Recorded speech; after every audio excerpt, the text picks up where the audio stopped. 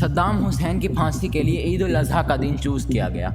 انہیں 30 دسمبر 2006 کو عوام کے سامنے سرعام پھانسی دی گئی۔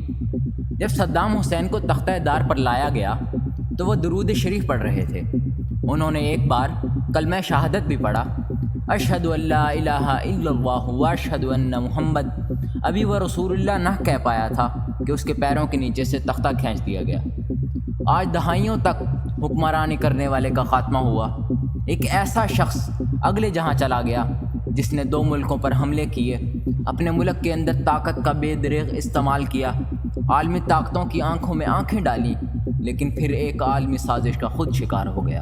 ویڈیو میں آگے بڑھنے سے پہلے آپ سے گزارش ہے کہ آپ نے اگر ابھی تک الشایان ٹی وی کو سبسکرائب نہیں کیا تو سبسکرائب ضرور کر لیجئے گا۔ یہاں آپ کو بالخصوص اسلامک ہسٹری اور بالعموم دنیا بھر کی منفرد معلومات پر ویڈیوز ملتی رہیں گی۔ اس کی پھانسی پر اپنے ہی لوگ جشن منانے لگے۔ اس کے جانے کے بعد سے اب تک یہ ملک سنبھل نہیں پایا۔ بے امنی اس ملک کا مقدر بن چکی ہے۔ یہ کہانی ہے صدام حسین کی، جو عراق کا صدر تھا۔ اس نے 24 برس تیل کی دولت سے مالا مال ملک پر حکمرانی کی۔ عراق میں اس کو کوئی چیلنج نہیں کر سکا۔ ہر چیز اس پر اس کا کنٹرول تھا۔ مخالفین اس کے نام سے بھی ڈرتے تھے۔ یہ 28 اپریل 1937 کو عراق کے ایک چھوٹے سے گاؤں میں پیدا ہوا۔ صدام کی پیدائش سے پہلے اس کے بھائی اور والد کا کینسر سے انتقال ہو چکا تھا۔ صدام کی پیدائش کے بعد اس کی ماں نے دوسری شادی کر لی۔ اب صدام کا ستیلا باپ اسے تشدد کا نشانہ بناتا رہا۔ صدام گھر سے بھاگا اور 10 سال کی عمر میں بغداد میں اپنے چچا کے پاس رہنے لگا۔ چچا کے زیر سایہ اس نے تعلیم حاصل کی اور بعد میں سیاست میں متحرک ہو گیا۔ صدام 20 برس کا ہوا تو اس نے پڑھائی چھوڑ کر انقلابی بیعت پارٹی جوائن کر لی۔ یہ ایک چھوٹی سی پارٹی تھی، اتنی چھوٹی پارٹی تھی کہ اس کے اراکین کی تعداد صرف 300 تھی۔ صدام کی یہ پارٹی جوائن کرنے کے 1 سال بعد ہی عراق سے بادشاہت کا خاتمہ ہو گیا۔ صدام حسین نے منصوبہ بنایا کہ صدر کو قتل کر دیا جائے۔ اس نے اپنے ہی ساتھیوں کے ساتھ مل کر صدر پر قاتلانہ حملہ کیا، لیکن وہ بچ گیا۔ صدام حسین پکڑے جانے کے خوف سے ملک سے فرار ہو گیا۔ جب صدام حسین کی پارٹی کی حکومت آئی تو وہ واپس آئی۔ ابھی حکومت بنے 13 ہی دن ہوئے تھے کہ صدام نے وہ قدم اٹھایا جو آج بھی موضوع بحث رہتا ہے۔ کہا جاتا ہے کہ عبدالرزاق العائف اس وقت وزیر اعظم تھے۔ خطرہ تھا کہ وہ بغاوت میں کردار ادا کر سکتے ہیں۔ صدام حسین نے جلاوطنی کے دوران ہی انہیں کسی بیرونی ملک میں قتل کر دیا۔ اب صدام حسین عراق کے دوسرے طاقتور ترین شخص بن چکے تھے۔ صدر ایک بوڑھا شخص تھا، لیکن پارٹی کے تمام تر معاملات پردے کے پیچھے صدام حسین چلاتے تھے۔ وہ عراقی فوج میں جنرل کا عہدہ پا چکے تھے، طاقت پر اپنی گرپ مضبوط کر چکے تھے۔ آخر کار 16 جولائی 1979 کو صدام حسین نے صدر کو استعفیٰ دینے پر مجبور کر دیا اور خود ملک کے صدر بن گئے۔ اب وہ عراق کے صدر تھے اور فوج کے سپریم کمانڈر بھیج صدر بنتے ہی صدام حسین نے اپنی پارٹی سے غداروں کو صاف کرنے کا فیصلہ کیا۔ 16 جولائی کو وہ صدر بنے۔ ٹھیک 6 دن کے بعد 22 جولائی کو انہوں نے بعد پارٹی کے رہنماؤں کا اجلاس بلایا۔ اس اجلاس میں پارٹی کے اندر ڈبل گیم کرنے والے 68 رہنماؤں کا نام پڑھ کر سنائے گئے۔ ان تمام 68 اراکین کو بے وفا اور غدار کا لیبل لگا کر کمرے سے نکال دیا گیا، اور جیسے ہی یہ کمرے سے نکلے ان کو حراست میں لے لیا گیا۔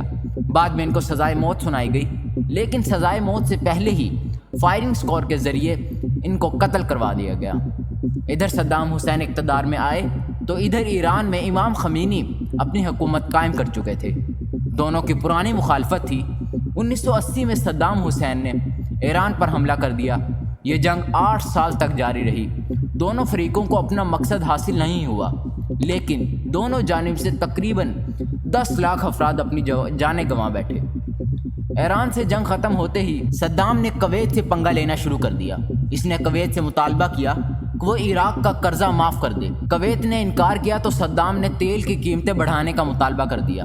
کویت نے قیمتیں بڑھانے سے بھی انکار کیا تو آخر کار 1990 میں صدام نے کویت پر حملہ کر کے اس چھوٹے سے ملک پر قبضہ کر لیا۔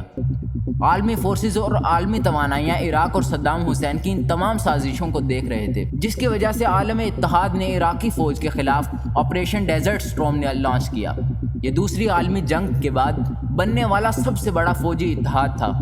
امریکی قیادت میں ہی اس بڑے فوجی اتحاد نے چند ہی دنوں میں عراقی فوجوں کو تہس نہس کر کے رکھ دیا۔ इस जंग के बाद सद्दाम हुसैन ने किसी भी मुल्क पर हमला करने का नहीं सोचा। जनवरी 2002 में अमेरिकी सदर जॉर्ज बुश ने सद्दाम हुसैन का तख्ता उलटने का ऐलान किया। सदर बुश ने इल्ज़ाम लगाया कि इराक़ के पास वसी पैमाने पर तबाही फैलाने वाले हथियार मौजूद हैं। अक़वाम मुत्तहिदा की इंस्पेक्शन और हथियार ना मिलने के बावजूद अमेरिका ने मार्च 2003 में इराक़ पर हमला कर दिया। 3 हफ्तों में ही सद्दाम हुसैन की 24 बरस की हुक्मरानी बिखर गई। इसकी फ़ौज पारा पारा हो गई। अप्रैल तक इराक़ पर अमेरिका का मुकम्मल कब्ज़ा हो चुका था। अब सद्दाम हुसैन फ़रार हो चुके थे। उनकी गिरफ्तारी के लिए अमेरिका ने एक ऑपरेशन रेड डाउन के नाम से लॉन्च किया। सर्च ऑपरेशन बढ़ता गया, टेक्नोलॉजी बढ़ती गई और आखिरकार वो दिसंबर में सद्दाम हुसैन के पास जा पहुँचे। सद्दाम हुसैन अमेरिकी फ़ौज को ऐसी जगह से मिले जहाँ पर कोई सोच भी नहीं सकता था। वो अपनी पैदाइशी घर के करीब एक बंकर में छुपे हुए थे। सद्दाम हुसैन को तौहीन आवेज़ अंदाज में गिरफ्तार किया गया। जब उन्हें बंकर से निकाला गया तो उनकी दाढ़ी बढ़ी हुई थी, तो उनके बाल भी बहुत लंबे हो चुके थे। बताने वाले बताते हैं कि कई दिनों तक ऐसा महसूस होता था कि शायद वो नहाए ही नहीं।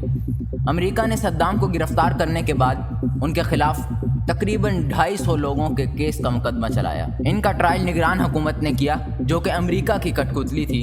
अब सद्दाम हुसैन का केस अदालतों में चलने लगा।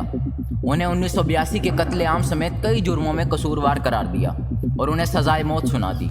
सद्दाम हुसैन ने अपने खिलाफ लगने वाले इल्ज़ामात को मुस्तरद कर दिया और अदालत ने कहा कि वो अपनी शिनाख्त करवाएं।